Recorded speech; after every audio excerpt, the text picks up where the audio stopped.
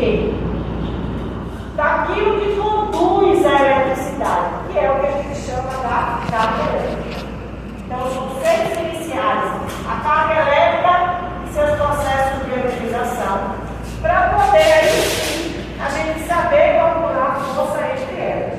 A força entre duas cargas elétricas é calculada através da chamada lei de Coulomb. Então, esse é o conteúdo do nosso primeiro artigo. E reforço, não é o primeiro capítulo do livro, porque o primeiro capítulo do livro é campo. Então, está dentro do primeiro capítulo. O primeiro capítulo começa exatamente assim: conceito, carga elétrica, educação, lei de Coulomb, aí depois carga elétrica, primeiro capítulo. Tá? Eu dividi, eu primeiro falo de força, para depois a gente traga o conceito de campo elétrico. Certo? Esse capítulo dos livros que foram indicados. Então, vamos iniciar. Né? Iniciar com quem? Com a atriz principal da nossa disciplina, que é a carga elétrica. Tá? Então, carga elétrica é um conceito, né? É um conceito que não é da natureza. Né? Dizem as literaturas diversas, né, esses conceitos de carga elétrica, esse surgimento, né, do fenômeno que se denominou como sendo uma carga elétrica em um corpo de 600 anos antes de Cristo. Exatamente com aquelas, né, aquelas historinhas que a gente vê lá nos livros do ensino médio de processos de eletrização. Né, processos de eletrização. Na verdade, o que é que ocorre? O que ocorre basicamente é o seguinte: a gente tem como ator principal, o atriz, né, já que é feminino, a carga elétrica. Carga elétrica é uma grandeza, tá? Se a gente fosse definir, se a gente fosse dar a definição de uma carga elétrica, que é uma carga elétrica, a gente representa a carga da letra Q, pode ser Q maiúsculo, pode ser Q minúsculo, tá? Tanto faz. Carga elétrica não é uma grandeza vetorial, não é vetor. Carga elétrica é uma grandeza escalar, tá? Então, ela, por definição, carga elétrica, por definição, é dito que é uma característica intrínseca às partículas atômicas. O que é o termo intrínseco? É que não é intrínseco, né? Uma característica que denomina, que define uma partícula atômica. Isso é uma carga elétrica. A analogia que eu faço de carga elétrica, para a gente entender melhor, é a grandeza massa. A massa é uma característica intrínseca de um corpo sólido que a gente visualiza, porque a carga elétrica a gente não enxerga, tá? A não ser que seja com os instrumentos específicos. Mas, no normal, a gente não enxerga a carga elétrica, mas ela está presente em todas as partículas. Partículas atômicas que compõem as matérias. Matérias que compõem quem? Átomos que compõem o corpo. Né? Ou seja, todos os corpos possuem carga elétrica. Essa cadeira possui carga elétrica. Claro, possui. Todos os corpos possuem carga elétrica. Por quê? Porque ela é uma característica intrínseca de uma partícula, tá? Que compõe a matéria, que compõe o átomo, que compõe os elementos que fazem parte da natureza. Ok? Então, essa é a definição de carga elétrica. Certo? Então, carga elétrica, por si só, ela tem essa definição e ela é baseada em termos de cálculo de se chegar em um número padrão, que se padronizou como uma carga elétrica, tá? Ela é baseada no valor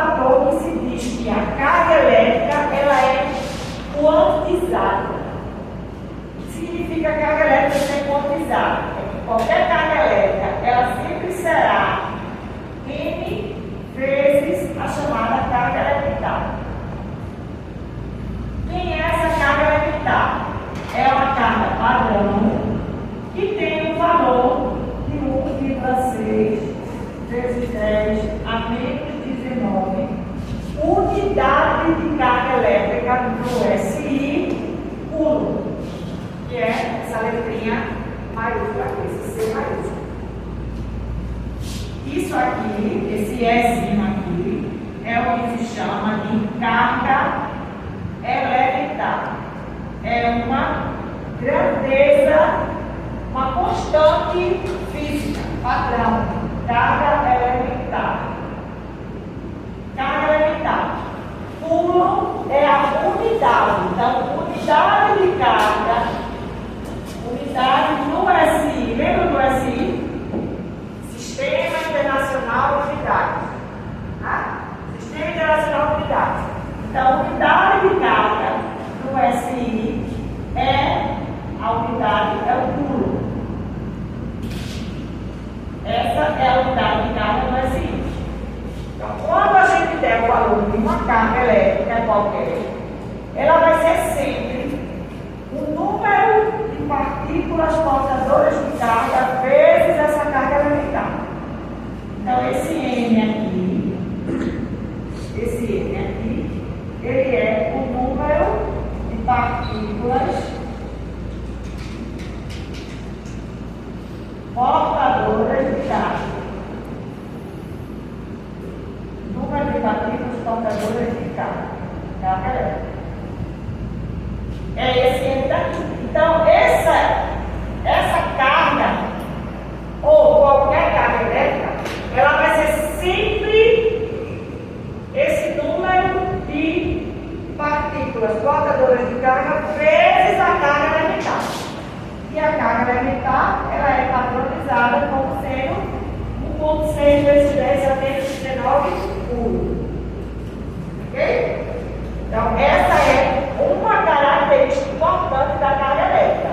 Ela sempre é uma carga, ela é uma grandeza que é função de outra grandeza padrão.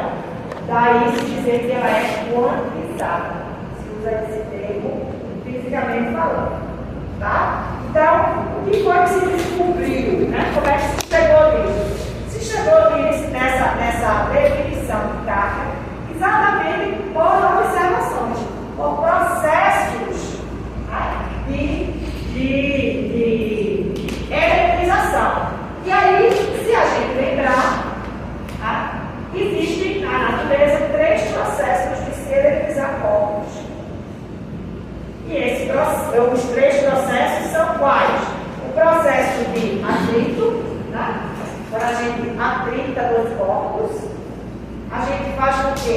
A gente faz com que existe um desequilíbrio, né, de energia interna desses corpos, e aí elétrons pulam de um corpo para outro, e consequentemente o corpo fica com mais elétrons, ele fica eletricamente,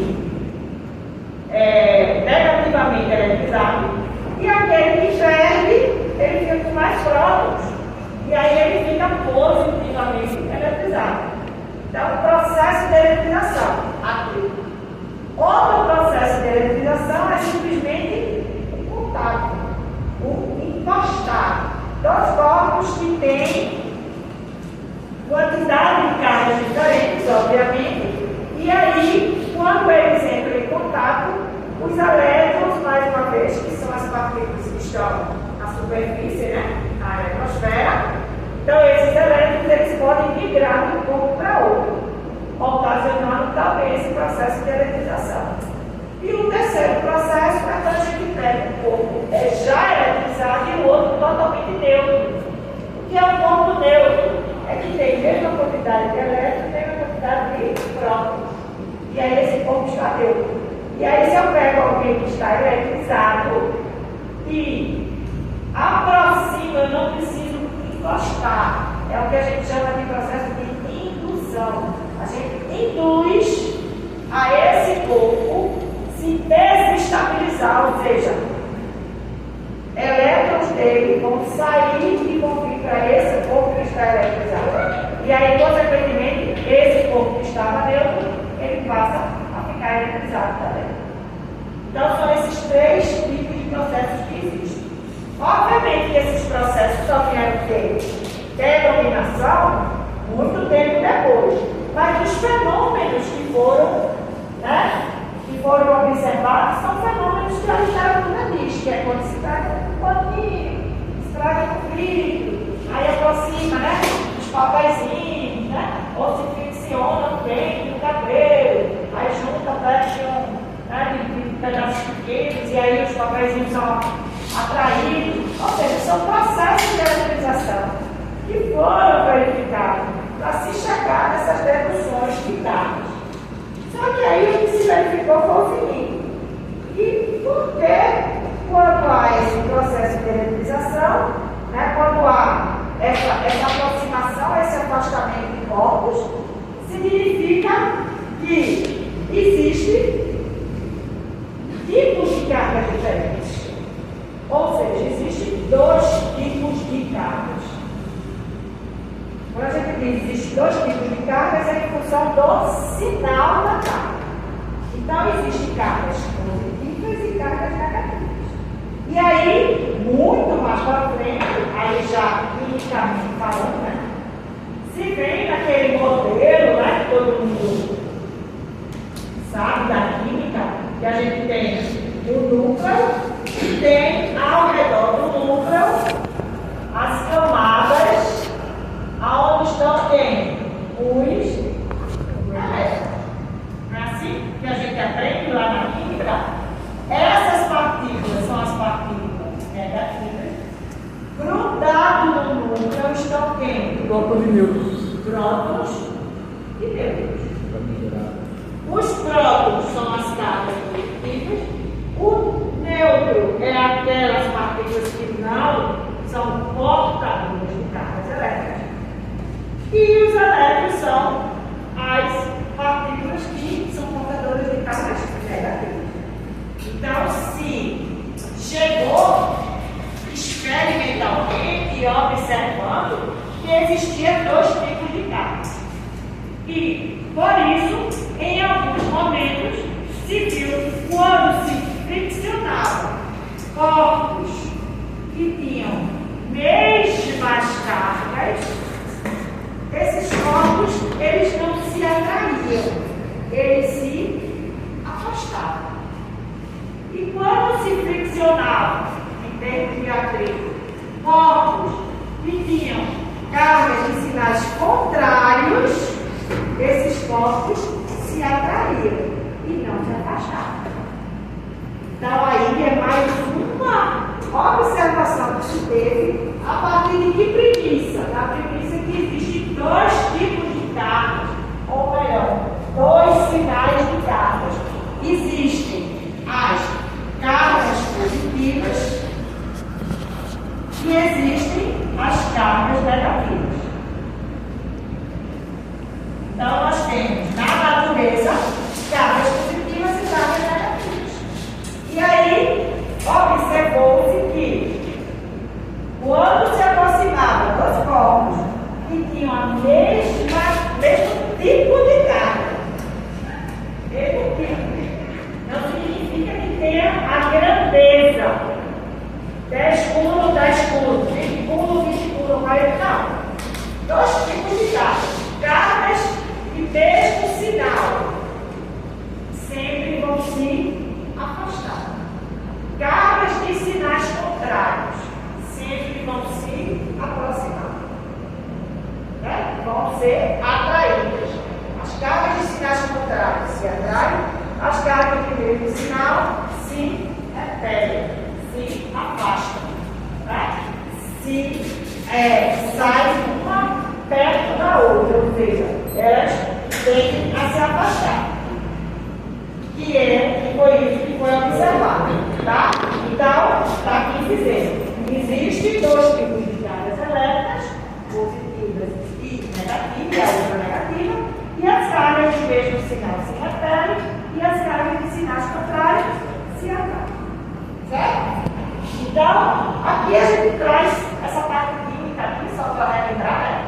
Estrutura do átomo, né? Aqui está a massa, né? Massa do próton, massa do elétron, massa do nêutron, porque em algum momento a gente possa precisar desses valores. Mas isso aí são constantes físicas. Constantes físicas que ele precisa decorar, né? Do mesmo jeito que se decora como, tá? Muito menos as constantes. Então, o que a gente tem aqui?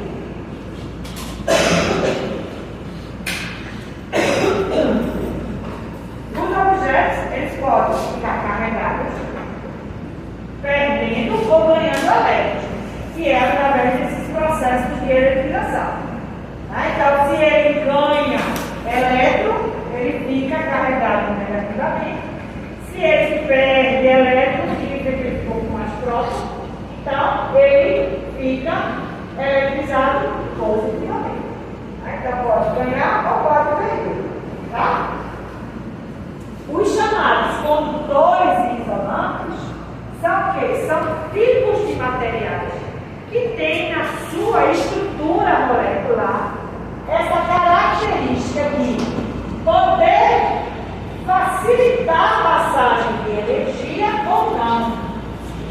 Então, aqueles elementos que eles têm uma forma molecular e as moléculas estão mais separadas umas das outras, teoricamente, dão caminhos para a energia passar por eles.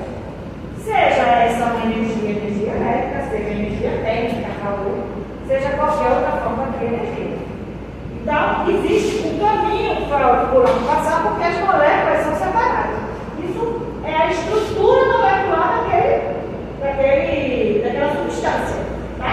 Por exemplo, a estrutura molecular de um cobre é totalmente diferente da estrutura molecular da madeira. Né?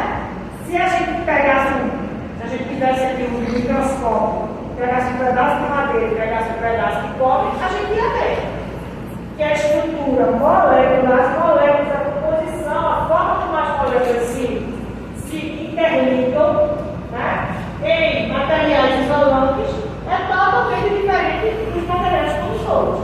Nos materiais condutores, as vibrações são mais fracas, as moléculas estão mais espaçadas. E aí, consequentemente, existe espaço no material para poder a energia passar por ele. Né? Qualquer tipo de energia. Já nos isolantes, não. Essas ligações são mais fortes, ligações químicas mais fortes, e as moléculas ficam mais grudadas umas nas outras. E aí não tem espaço por onde passar. Tem uma molécula grudadinha, e aí quando a energia bate aqui, passa, mas demora. Né? Demora a passar. Então, consequentemente, ele isola. Tá? Então, isso são as características dos isolantes e dos condutores. Tá? Materiais isolantes e condutores. Lógico que entre isolantes e condutores, hoje a gente já sabe que tem supercondutores, tem semicondutores. Tá? Então, tem vários outros tipos de elementos na natureza. Mas aí são características químicas, que é o que a gente chama de físico-químico. E aí, não é necessário para o nosso estudo aqui, a gente não precisa adentrar nisso aí. Professora, os condutores, como é que é a fórmula deles? Os condutores, a gente tem ligações, né, moleculares, mas é em função de quê? É em função de uma coisa micro. O que é uma coisa micro? É a gente analisar a força entre duas cargas elétricas. Ou entre sistema de cargas. Então, eu tenho frente, eu não tenho uma carga elétrica, eu tenho infinitas cargas elétricas. Então, essa carga, esse pente com esse paninho aqui que tem outras infinitas cargas, aqui eu vou ter infinitas, eu vou ter uma quantidade de carga, aqui eu tenho outra quantidade de carga que vai gerar uma força. Essa força é um sistema de cargas. E a gente vai resumir esse sistema em uma única força, que é a força entre o pente e o cobre. Como se o pente tivesse um pouco de carga, que não tem. quando tiver som intercarga, que não tem, tem infinitas, mas quando a gente analisa, né, macro, que é a análise que é feita pela lei de Coulomb, que é o que eu vou mostrar aqui, para a gente poder começar a calcular de cargas, aí a gente tem essa análise daqui de como a gente pode encontrar a força elétrica que existe entre corpos. Né? Porque esse corpo vai ser considerado como sendo uma partícula, um corpo, uma carga que está ali com aquele valor distante daquele outro corpo com outra carga, para que a gente saiba qual é a força de interação entre essas cargas. E aí a lei de Coulomb vai dar isso para a gente. Mas já eu chego nela. Antes disso, antes de falar, né, da própria lei de Coulomb, vou só relembrar aqui alguns múltiplos e submúltiplos que nós vamos trabalhar juntos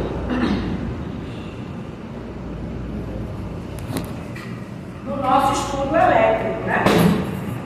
Porque a gente vai estar trabalhando com números infinitamente pequenos, porque afinal de contas a gente está falando de carga elétrica.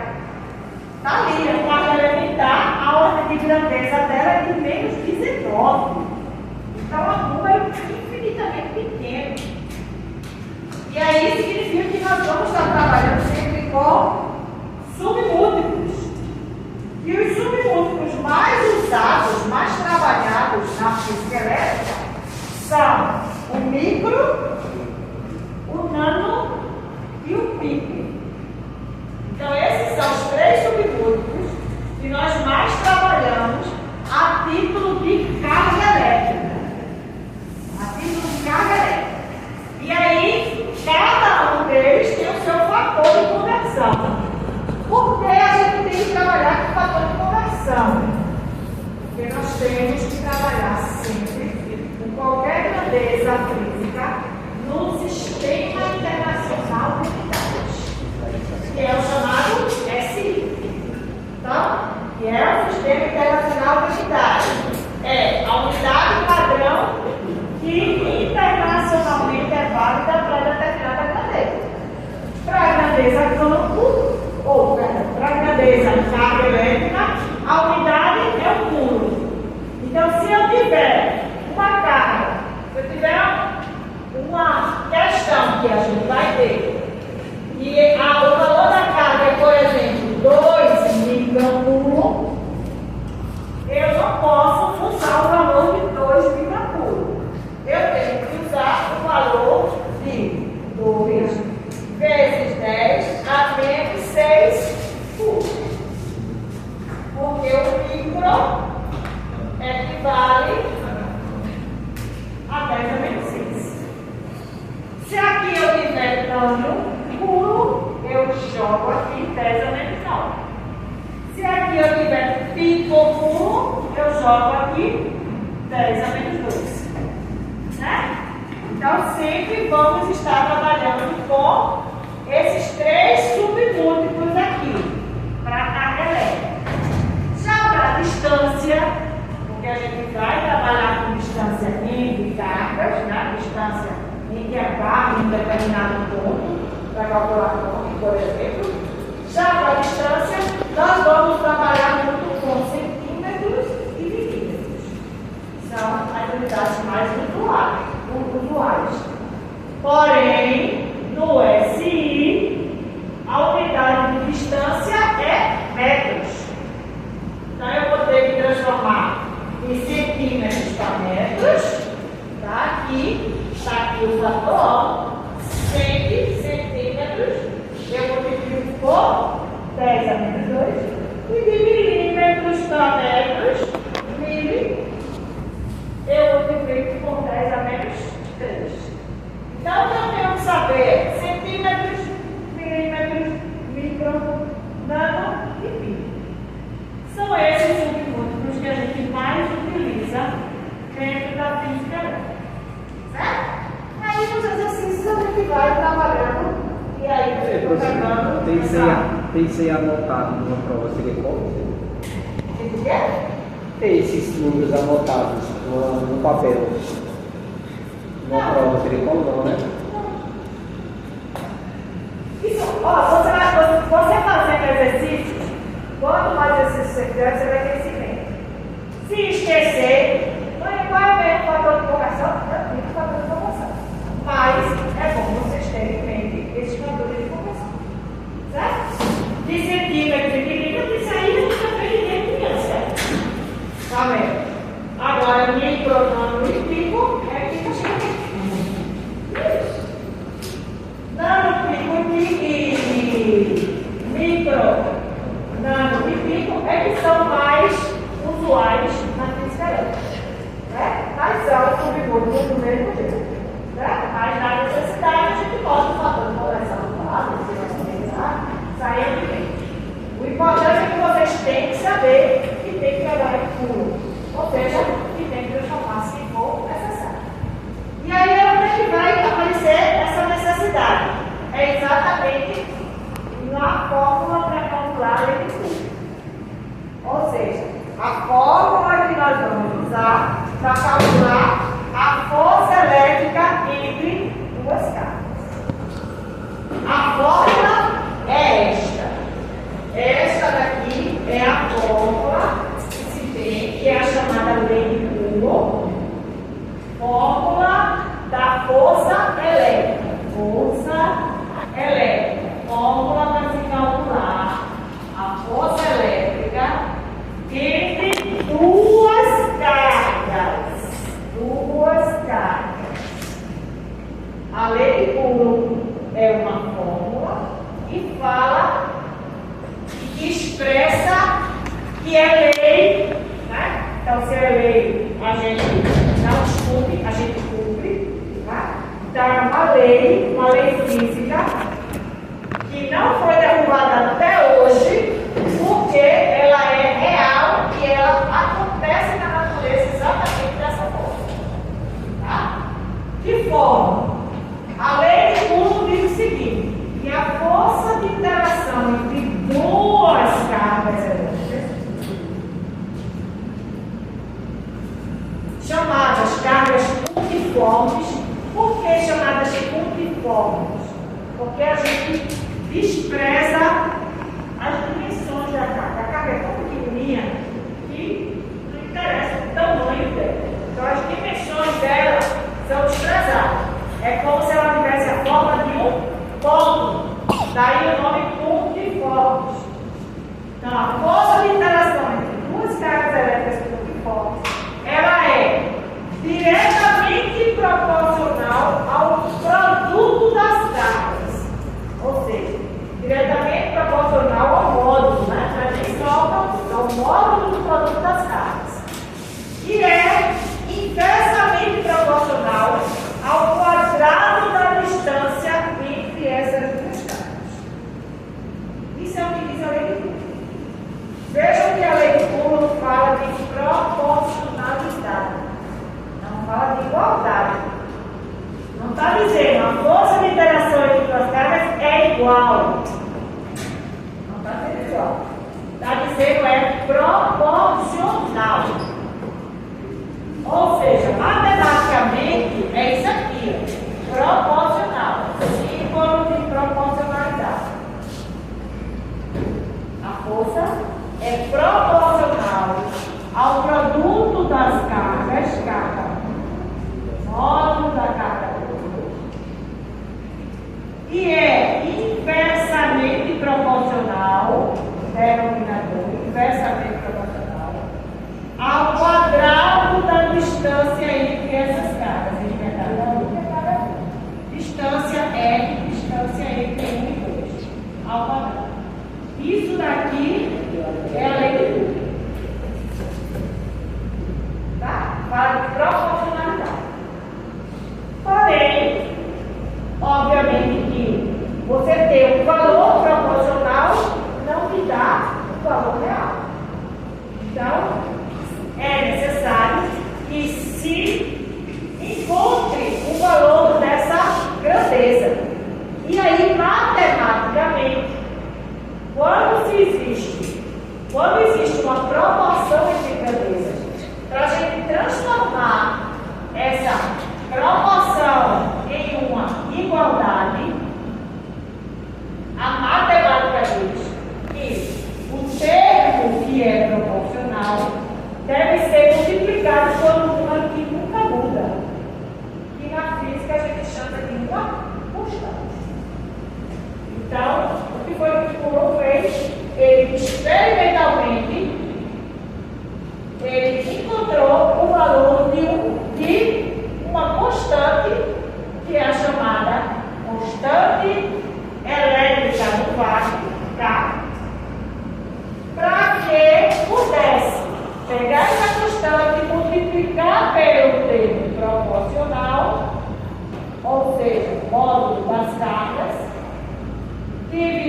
pela distância entre elas ao quadrado, e aí sim poder calcular o módulo da força elétrica entre duas cargas. Módulo da força.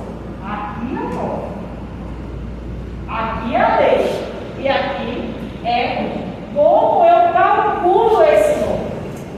E esse módulo é em função dessa constante, que tem o valor exato de 8,99 vezes 10 a nona. E aí vem as unidades da constante elétrica do SI. Unidade de força, que é newtons. Unidade de distância, que é metros. Como a distância está elevada ao quadrado, então metros ao quadrado. Unidade de carga, que é coulomb. Como é uma carga vezes outra carga, 1 vezes coulomb ao quadrado. Então aí a gente tem a constante elétrica.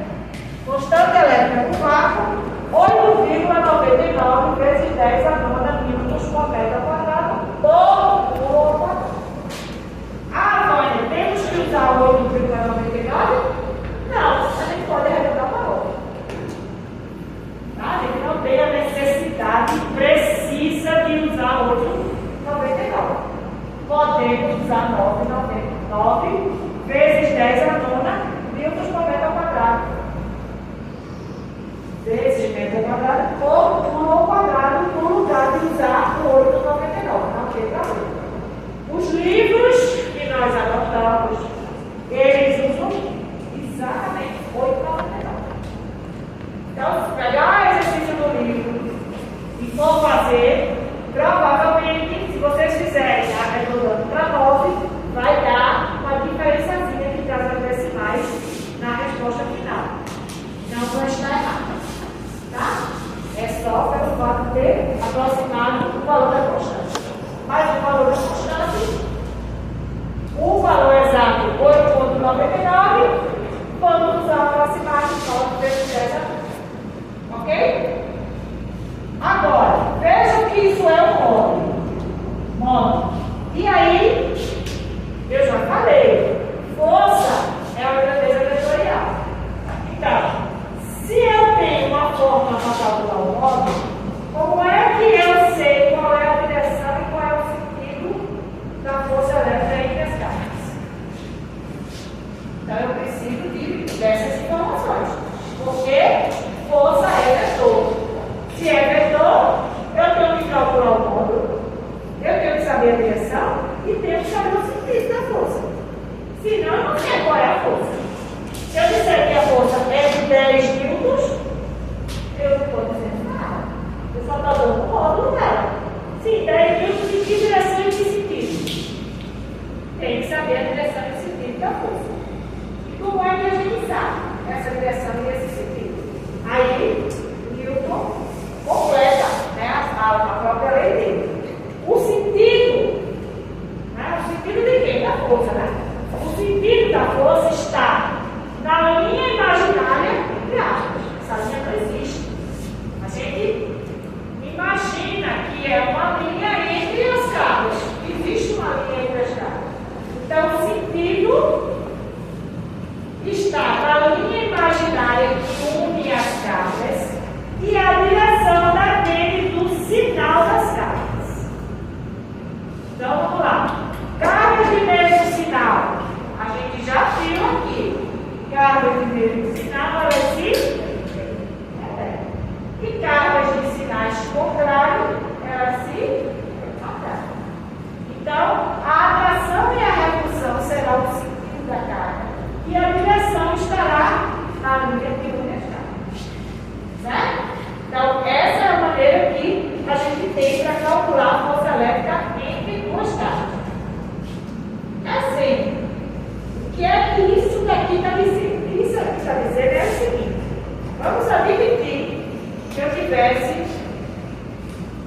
esse eixo aqui, o eixo X, e nesse eixo aqui eu tenho uma carga,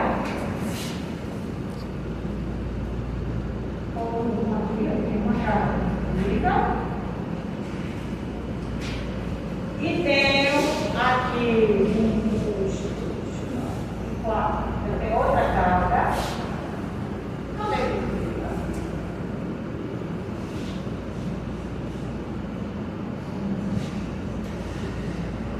E aqui eu tenho outra carga. Então aqui agora uma carga negativa. Tá? Tenho 3 cargas. Tá? 3 cargas dispostas no eixo do X. T1 está no ponto 1, T2 está no ponto 4, T3 está no ponto 9. Tá? Se eu quiser só representar a força, eu não vou calcular, eu vou só representar a força. A força entre a carga 1 e 2, ou seja, a força que a carga 2 ela aplica na carga 1. Como é que eu represento a força que a carga 3 aplica na carga 1? Eu quero representar as forças que a carga 1 recebe. A força que ela sente. A força que interage com essa carga. Então eu vou desenhar. Representar a força é desenhar o vetor. Então eu vou desenhar um vetor. E aí, como é que eu desenho esse vetor? Respeitando o estado de vida. Ou seja, a força entre 1 e 2. Direção. Linha que une as cargas. Então, está no eixo X. Né? A direção é a direção X. Sentido depende do sinal das cargas. Carga de mesmo sinal, força de repulsão. Então eu chego na carga 1, que é dela que eu quero desenhar, quero calcular a força.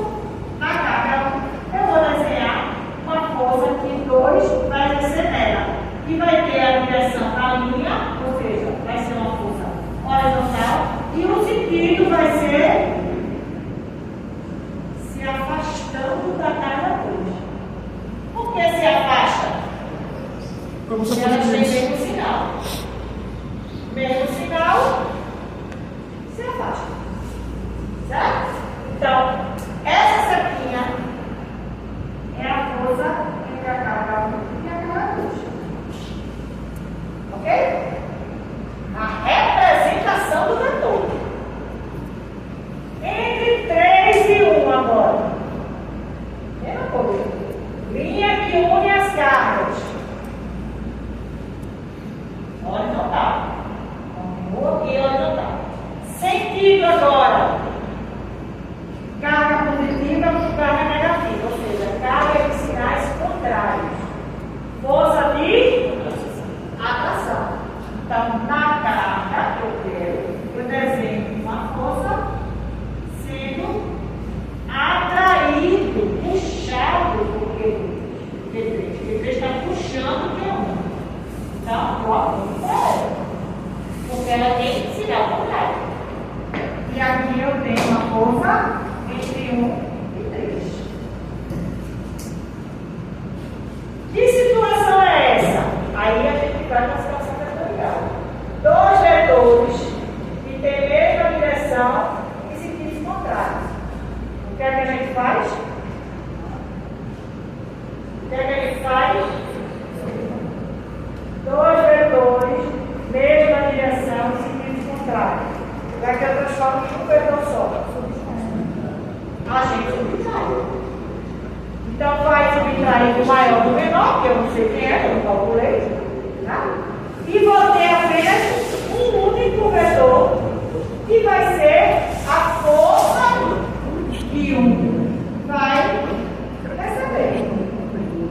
Ou seja, ela recebe 2 forças, mas na verdade essas 2 forças aqui cada uma única força, que é a força resultante. Professora, mas você está usando a carga 1 como referencial, né?